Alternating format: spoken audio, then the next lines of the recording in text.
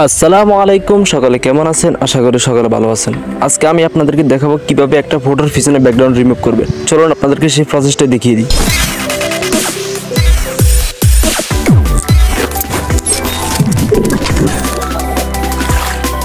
সর্বপ্রথম আপনাদের ফোন থেকে গুগল ক্রোম ব্রাউজারটি আপনারা ওপেন করে নেবেন।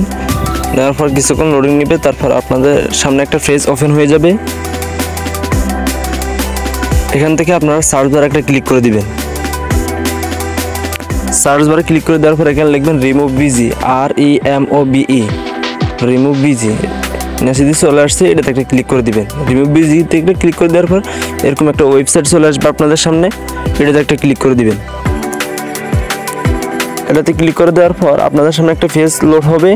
তারপর এখানে আপলোড ইমেজ নামে একটা অপশান আছে, এই অপশানটাতে একটা ক্লিক করে দিবেন।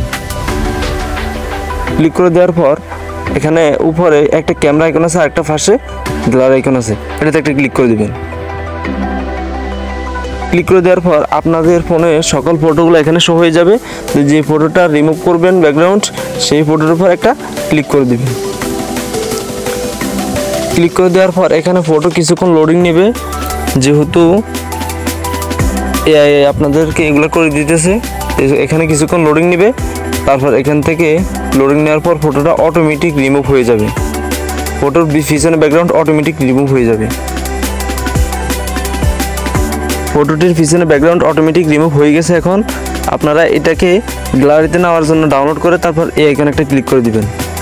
তারপর উপরে ফ্রি এক নামক একটা অপশন আছে, এই অপশনটাতে একটা ক্লিক করে দিবেন। ক্লিক করে দেওয়ার পর এখানে ডাউনলোড অপশন দিয়ে চলে আসবে, ডাউনলোডে একটা ক্লিক করে দিবেন। ডাউনলোডে ক্লিক করে দেওয়ার পর ফটোটা ডাউনলোড হয়ে আপনাদের গ্যালারিতে চলে যাবে। এখানে ওপেন একটা ক্লিক করে দিবেন। তারপর দেখতেছেন যে ফটোটা ডাউনলোড হয়ে আপনাদের গ্যালারিতে চলে গেছে। এইভাবে আপনারা যে কোনো ফটো ব্যাকগ্রাউন্ড রিমুভ করতে পারবেন খুব সহজে।